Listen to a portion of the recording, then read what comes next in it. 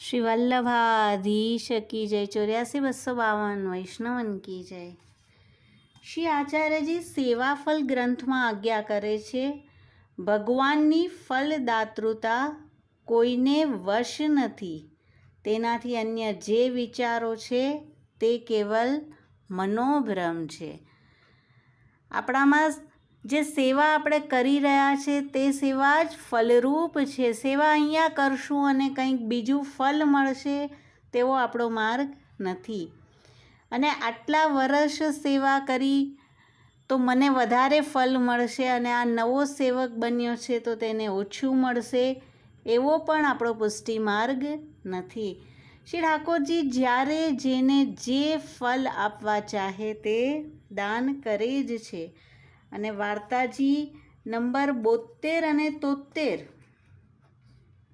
એક નાગર સાઠોદરા બ્રાહ્મણ કે જેઓ શરણે શ્રી ગુસાઈજીને આવ્યા છે અને તે ગામમાં એક વૈષ્ણવ રહેતા, તેમની સાથે તેમનો મેલ હતો, બંને જલ ભરવા સાથે જતા।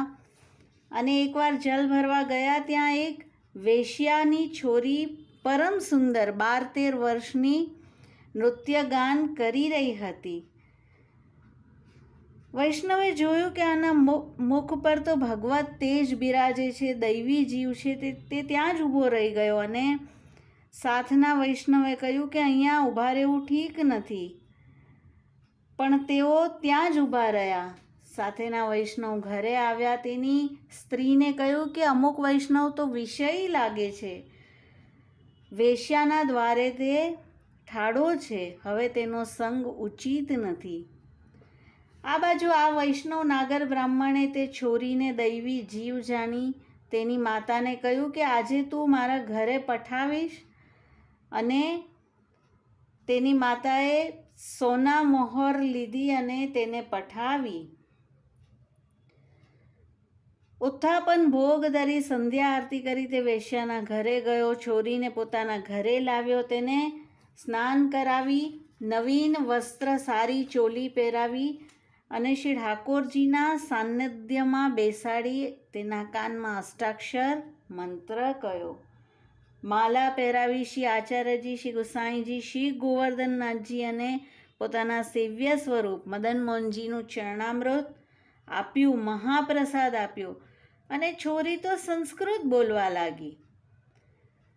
ત્યાર પછી તેને કહ્યું કે તું શ્રી આચાર્યજી, શ્રી ગુસાઈજીનું ચિંતન કરી મન ઠેકાણે રાખી અને નૃત્ય ગાન કર।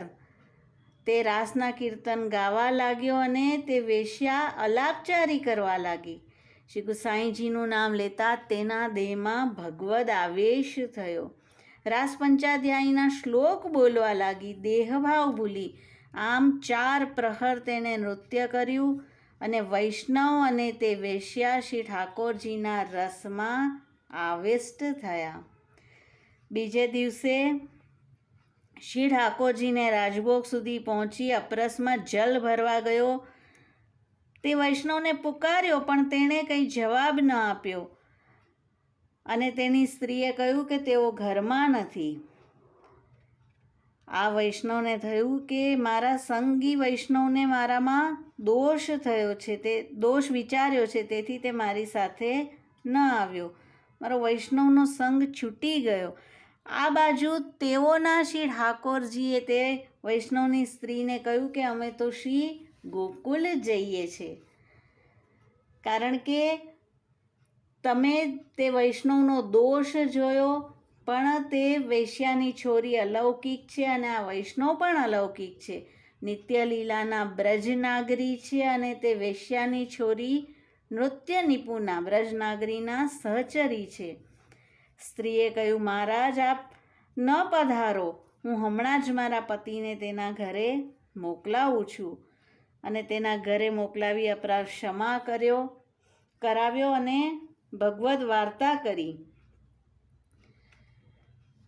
તો આ નૃત્ય નિપુણા જે છે, શ્રી ઠાકોરજી સદા તેના પર પ્રસન્ન રહેતા, શ્રી ઠાકોરજીના અંતરંગ સખી છે। અને હવે જ્યારે તેના ઘરના તેને બોલાવવા આવ્યા તો તે બાવરીની જેમ નેત્ર કરીને બધે જોવા લાગી. બધાને થયું કે આને શું થયું છે, પણ કોઈને કંઈ સમજ ન પડી. અને ઘરના પાસેથી નજર ચૂકાવીને તે ફરીથી વૈષ્ણવના ઘરે ગઈ અને ત્યાં મહાપ્રસાદ લીધો. હાકેમને પુકાર કરી કે અમારી બેટીને આણે બાવરી કરી છે. વૈષ્ણવે કહ્યું, હું શા માટે તેને બાવરી કરું? તે મારા ઘરે આવીને બેસે છે તો હું 2 રોટી આપું છું. અને હવે એવું તેનું જીવન બનાવી દીધું કે લોકમાં બધાને તે બાવરી જેવી લાગે. અને અલૌકિકમાં અને વૈષ્ણવ સાથે ભગવદ્ વાર્તા, ભગવદ્ સેવા શ્રી ઠાકોરજીના સાનિધ્યમાં તો ઘણી ચતુર રહે. શ્રી ગુસાઈજી ગામમાં પધાર્યા. નામ નિવેદન શ્રી ગુસાઈજી પાસે કરાવ્યું અને દિવસે તેઓ સેવા કરતા, રાત્રે ભગવદ્ વાર્તા કરતા.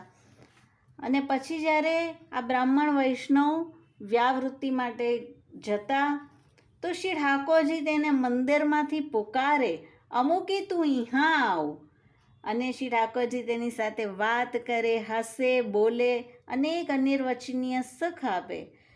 એકવાર શ્રી ઠાકોરજીના મંદિરમાં બેસીને તે હાંસી કરી રહી હતી. વૈષ્ણવ આવ્યો અને તેને ખીજાયો કે તું બેનપરસ કઈ રીતે મંદિરમાં ગઈ? અને શ્રી ઠાકોરજી કહે છે, તું તેને શા માટે ખીજે છે? મેં તેને બોલાવી છે માટે તે આવી.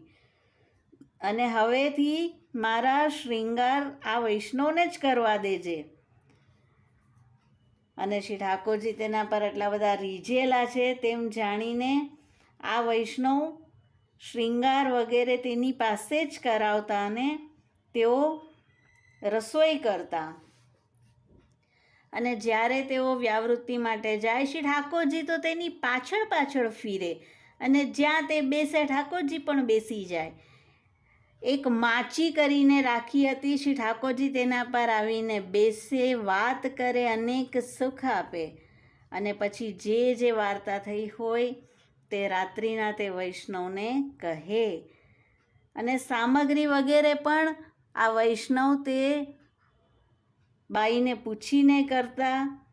અને બાઈ કહે તે રીતે ઘણી રુચિથી શ્રી ઠાકોરજી અંગીકાર કરતા. તો આ રીતે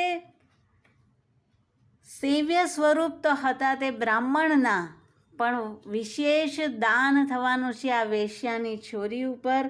તો આ માર્ગમાં પ્રભુજી ક્યારે કોને કેવા ફલનું દાન કરે છે તે કેવલ આપ જ વિચારે તેમ થાય છે. આપણા પ્રયત્નથી તે કાર્ય થતું નથી. શ્રી વલ્લભાધીશ કી જય. 84-252 વૈષ્ણવન કી જય.